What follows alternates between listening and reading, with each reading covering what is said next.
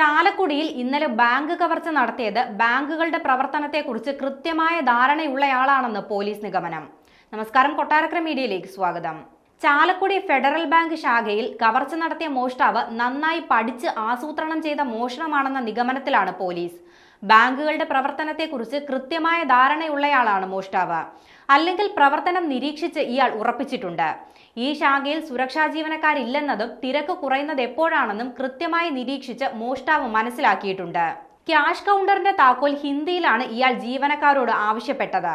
ഇത് തെറ്റിദ്ധരിപ്പിക്കാൻ ചെയ്തതാണോ എന്ന സംശയവുമുണ്ട്. മോഷ്ടാവ് വന്ന സ്കൂട്ടർ മറ്റാരുടേതെങ്കിലും ആണോ എന്നും മോഷ്ടിച്ചതാണോ എന്നും സംശയിക്കുന്നുണ്ട്. സ്കൂട്ടർ സംബന്ധിച്ച വ്യക്തമായ സൂചനകൾ ലഭിച്ചതായാണ് അറിയുന്നത്. പ്രധാന പാതയിൽ നിന്ന് ഇടറോഡ് വഴി ഇയാൾ രക്ഷപ്പെട്ടുവെന്നാണ് സംശയിക്കുന്നത്. കയ്യുറ ധരിച്ചിരുന്നതിനാൽ വിരലടയാളം കിട്ടാനുള്ള സാധ്യതയില്ല. നിരീക്ഷണ ക്യാമറകളിൽ പെട്ടെങ്കിലും ഹെൽമറ്റ് ധരിച്ചിരിക്കുന്നതിനാൽ തിരിച്ചറിയാനും സാധിക്കുന്നില്ല. ബാങ്കിലെയും ബാങ്കിന് പുറത്തെയും നിരീക്ഷണ ക്യാമറകളിൽ ഇയാളുടെ ദൃശ്യങ്ങൾ പതിഞ്ഞിട്ടുണ്ട്. ദൃശ്യങ്ങൾ അടിസ്ഥാനപ്പെടുത്തിയാണ് ഇപ്പോൾ അന്വേഷണം പുരോഗമിക്കുന്നത്. അയൽ സംസ്ഥാനങ്ങളിലെ പോലീസിനും പ്രതിയെ സംബന്ധിച്ച വിവരങ്ങൾ കൈമാറിയിട്ടുണ്ടെന്ന് ഉന്നത പോലീസ് ഉദ്യോഗസ്ഥർ അറിയിച്ചു. അതേസമയം പട്ടാപ്പകലുണ്ടായ കവർച്ചയോടെ ബാങ്കുകളിലെ സുരക്ഷാ സംവിധാനത്തെക്കുറിച്ച് ആശങ്ക ഉയരുകയാണ്. ഏതു ബാങ്കിലും എപ്പോൾ വേണമെങ്കിലും ഇത് സംഭവിക്കാമെന്നാണ് ഈ സംഭവത്തെക്കുറിച്ച് ബാങ്ക് ജീവനക്കാർ തന്നെ പറയുന്നത്.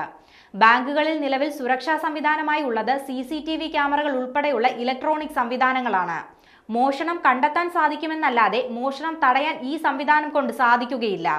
ഇതിനാലാണ് ചെറിയ ഒരു കത്തി മാത്രം ഉപയോഗിച്ച് 15 ലക്ഷം രൂപ മോഷ്ടിക്കാൻ ചാലക്കുടിയിലെ മോഷ്ടാവിന് സാധിച്ചത്. മുൻപ് മിക്ക ബാങ്കുകളിലും ഗൺമാനോ സുരക്ഷാ ഉദ്യോഗസ്ഥനോ ഉണ്ടായിരുന്നു.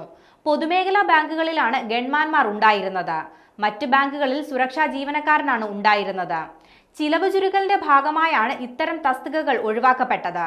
പുതിയ സുരക്ഷാ സംവിധാനങ്ങൾ വന്നതും ഇതിന് കാരണമായിട്ടുണ്ട്. CCTV സംവിധാനമൊക്കെ ഇത്തരം ബദൽ വഴിയായാണ് സ്വീകരിച്ചിരിക്കുന്നത്. സുരക്ഷാ സംവിധാനത്തിന്റെ കണക്കെടുക്കുമ്പോഴും CCTV പോലെയുള്ള സംവിധാനങ്ങളെക്കുറിച്ച് മാത്രമാണ് ഉന്നത അധികാരികളും ശ്രദ്ധിക്കുന്നത്. സുരക്ഷാ ജീവനക്കാരുണ്ടോ എന്നതിന് കാര്യമായ പ്രാധാന്യം നൽകാറില്ല. ഇന്നലെ നടന്ന സംഭവം ബാങ്ക് ജീവനക്കാർക്കിടയിൽ ആശങ്കയുണ്ടാക്കുന്നുവെന്നാണ് അവർ തന്നെ പറയുന്നത്. ഇത്തരത്തിലുള്ള സംഭവങ്ങൾ ഉണ്ടാകുമ്പോൾ ജീവനക്കാർ പതറിപ്പോവുകയും ചെറുത്തു നിൽക്കാൻ സാധിക്കാത്ത സ്ഥിതി ഉണ്ടാവുകയും ചെയ്യുമെന്നാണ് ജീവനക്കാർ പറയുന്നത്. സാധാരണ വൻ സംവിധാനവുമായാണ് ബാങ്ക് ATM കവർച്ചാ സംഘങ്ങൾ എത്താറുള്ളത്. മാസങ്ങൾക്ക് മുൻപ് തൃശൂരിൽ നടന്ന ATM കവർച്ചയിൽ ഗ്യാസ് കട്ടറും ഗ്യാസും ഉൾപ്പെടെ വൻ സംവിധാനവുമായാണ് കവർച്ചക്കാർ എത്തിയത്. 3 ATMകളിലാണ് അന്ന് മോഷണം നടന്നത്. എന്നാൽ ഇന്നലെ വെറും ഒരു കത്തി മാത്രം ഉപയോഗിച്ചാണ് മോഷണം നടത്തിയത്.